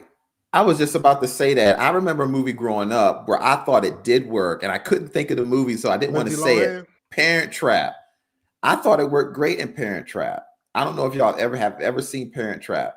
It's a Disney movie. The old one and the new one. No, the old one. The old one. There's an older one. The one with Liz Lohan is kind of like a redo of that older version. The older version worked great. Did they play twins? Like two people play twins? She was the same person, but playing. Oh, that's right. That's right. Because that's the whole gist of the damn Parent Trap. Yeah. She was, but I thought it worked great. But I just wanted to get you guys' take on it because it was, trending on YouTube. But that does. No. I'm with you. No, spoiling stuff. I'm with you. Like the trailer's fire though. Yeah. And I agree with you both as far as like it may have showed too much, but they gotta do whatever they gotta do in this superhero age. They gotta do what they gotta do to get people in the seats. But the trailer was fire. The music was fire. The scenes, like the mood, like the tent, like the video, the color grade. You know what I mean? It was like kind of like. It's got that old schoolish, like orange, brownish, like, you know what I mean? Like color grade, everything. Yeah. Oh, I think it's going to be a good movie. Like, don't get it twisted. I think it's going to be a good movie. This orange tint type color grade. Yeah, like the color grade. I just be worried about like twin shit. But either way, I mean, I'm sure both Ryan Coogler and Michael B. Jordan, they done worked with each other like a billion times. Mm-hmm. From the beginning, from fucking Fruitville Station to now, like when Ryan Coogler won't big, like So they not gonna put out no shit product. So no, I'm excited to see it though. I do wish, like I said, I just wish, like y'all said, that they didn't show so much. Like people don't come see it because it's y'all. Like that's what I'm saying. Hide some of that shit, yo. And like Corey, you had a real good shit with like Get Out, because Get Out came out and people didn't really know what it was until you watched it. You know what I mean? But we was like Michael Peel, they did good trailers, like got you interested, and then the word of mouth just spread. So I wish they would did more of that, yo. But they blockbusters here, those. So did y'all see have y'all seen the trailer for the Wolfman? Where yes, they show basically the whole fucking movie in the trailer. I heard that. I heard that somebody that watched it said if you watch the trailer, you'll watch the movie. Because I heard that. Which sucks. Got what's the shorty from Ozark? She's the one of the main characters. Ruth. Ruth from Ozark. Yeah. But yeah, that's why I hate with trailers, yo. We don't need a trailer should be a tease. It should show some clips, not in a sequential order.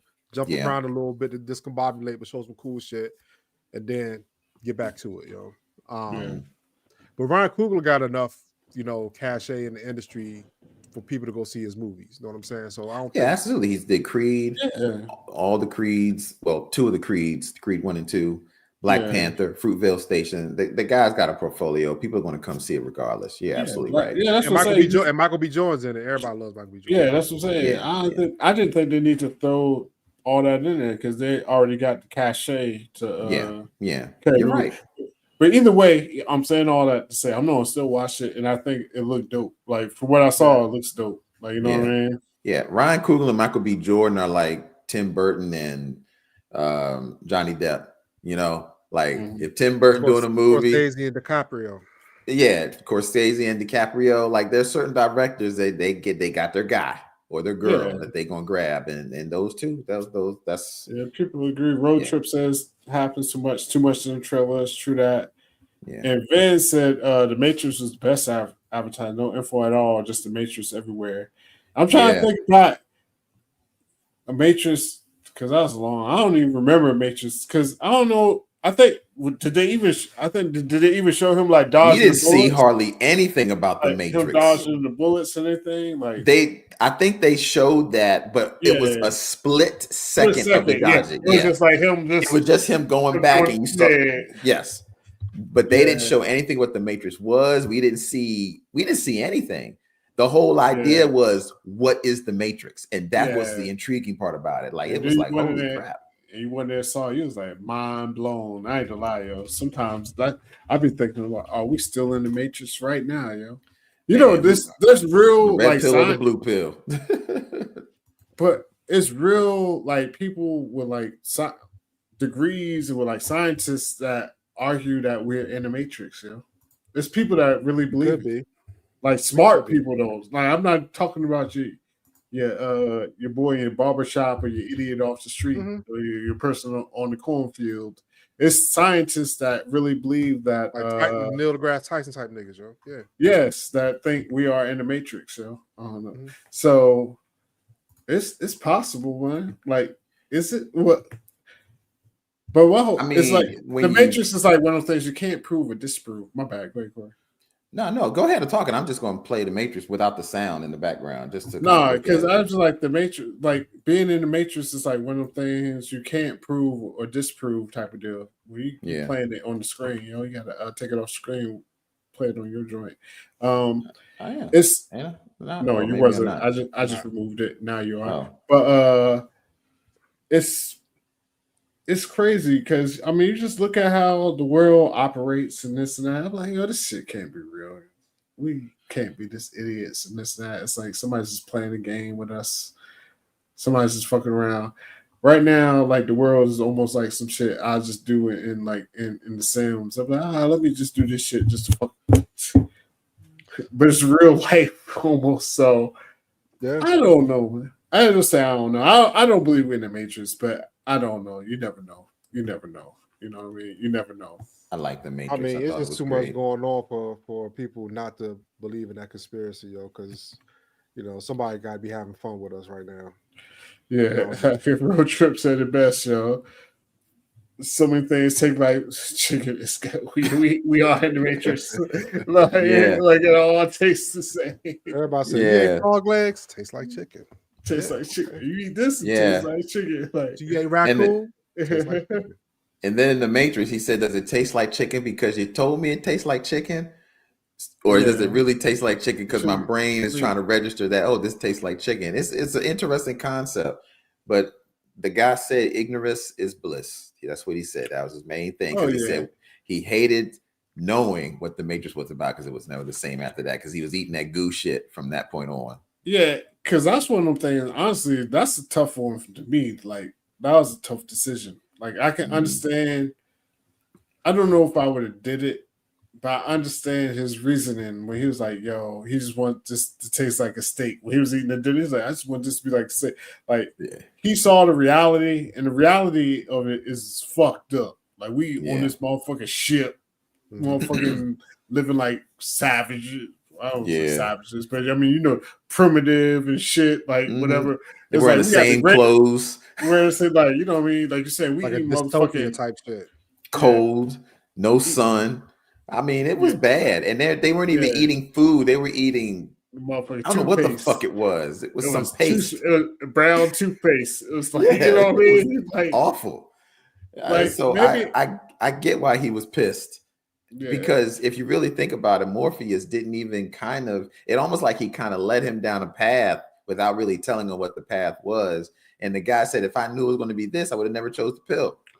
Yeah. Oh, Morpheus is fucked up in that movie. Yeah. When you look back, because Morpheus is just like he don't ease you into it. He's just like, "Yo, do this," and because Morpheus is on his Morpheus mission, he don't even really realize like, no, you got to kind of convince some of these motherfuckers, like me, because once I take that pill and I'm on this shit, I'm like, yo, I'm fucked up. Like, can I go back? Yeah, like, He's like, you are here. We are fighting. You're in the Matrix now. Like, like motherfucker, you gotta do something. Like, ease me into this, because I mean, he had Neo was the one, yo. You know what I'm saying? He had to.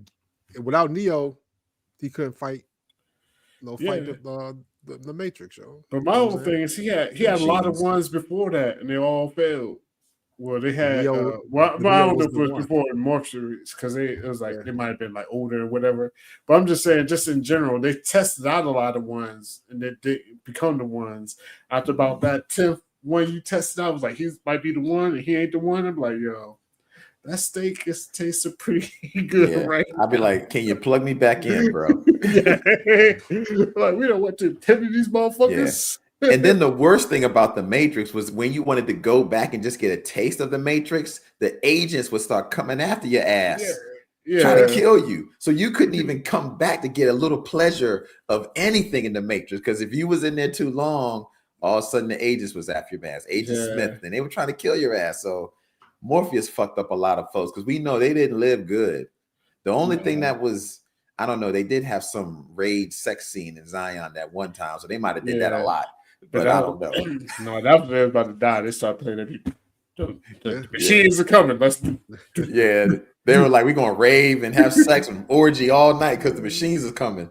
I mean, that shows. Guess what? In the Matrix, yo, people still need to get cheeks, yo. Yeah, it's not going anywhere. I mean, that's all you got to live for, yo. Yeah, just like in Walking Dead, yo.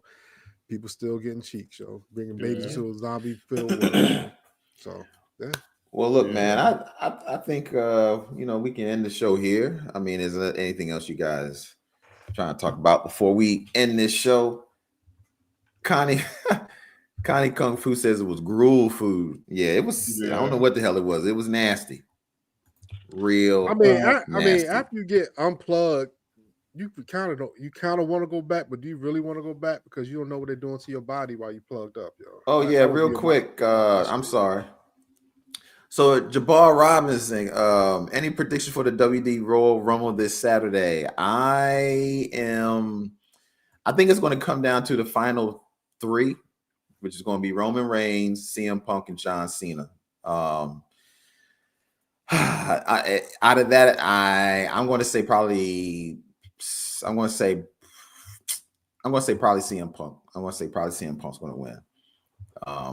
But if CM Punk doesn't win, then I think he's going to use Paul Heyman to pick a ticket that's going to be his favorite to get into the Royal Rumble, because it might be Roman Reigns that's wins. He can go back up against Cody Rhodes, but then I think CM Punk may pull a little back door with Paul Heyman to do a triple threat match or something at the WrestleMania. So, but I don't think John Cena is going to win. It's too soon. But he's going to be in the final three though.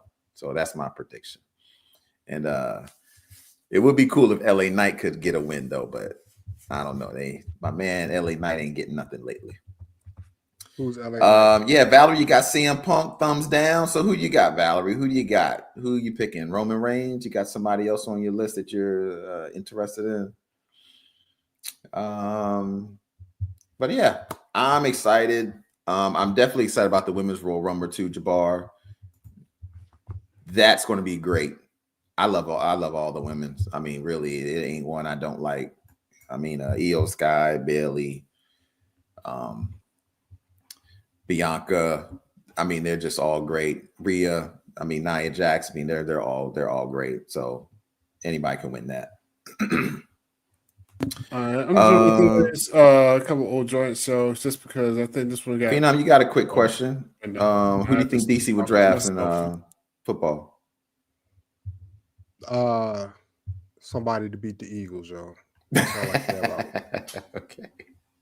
Go ahead, O. What were you about to say? We got too many holes, yo. Yeah. We got a lot of holes. A lot of holes. Yeah, we do. Go through this is some joints from earlier. Shout out to Juicy because she had the good emojis. Bless, second award went to Nepo. The emoji queen. That's good emojis. Yeah, that's good. Actually, and shout out to Connie. Connie's been chatting all night. Going off. I don't know, Connie. You know me, male girl. Connie be in the comments, yo. Oh, Connie, Connie was getting it off on the videos and everything. Yeah, with the Nepo joint. She did. I missed this earlier, so we need to be a merit-based society. Period. Which is true, but I mean that's wishful thinking. You know, in the end of things. Yeah. And thank you, Connie, for that $2 donation. We greatly appreciate that. But yeah, great comment. I wish it was like that. Juicy also had one. We missed his Martin Sheen. He had two of them joints. So Martin Sheen was a big ass actor. Then you had Emilio Estevez and Charlie Sheen, Tiger Blood, winning. Wild Thing from Major League. That's my man, Rick Vaughn. Yeah, I love that movie. Charlie Sheen went crazy. That shit was wild. That was a good time to be alive. I used to love that Tiger Blood shit. I ain't gonna lie. I loved it way more than I should have. Tiger Blood. That was his. He was drinking Tiger Blood. He was drinking Tiger Blood. I didn't know what you was talking about, bro. Okay. You gotta be out. You gotta be. Yeah.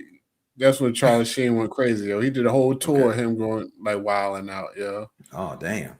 Okay. Yeah. So I definitely wanted to get those on the board before we went out. Yeah. Yeah. Appreciate that. Thank you. All right. Well, look, it's been great. Thank you guys so much for joining. As always, I appreciate you guys.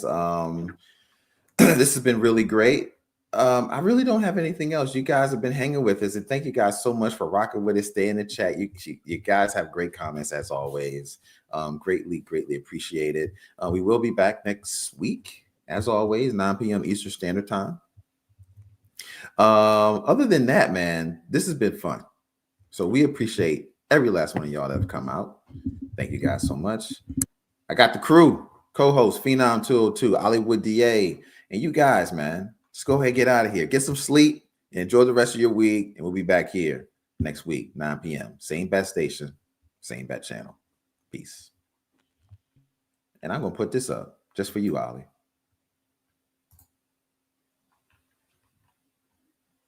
Man, take that shit down, yo. Come on.